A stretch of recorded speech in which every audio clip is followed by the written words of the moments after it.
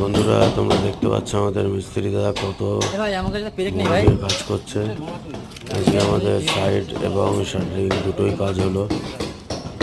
আপনারা দেখুন কাজটা কত সুন্দরভাবে করছে। আর এই যে আমাদের পুরো সাইড, এটা কিছুদিন পরেই ঢালাইয়ের জন্য রেডি করা হচ্ছে।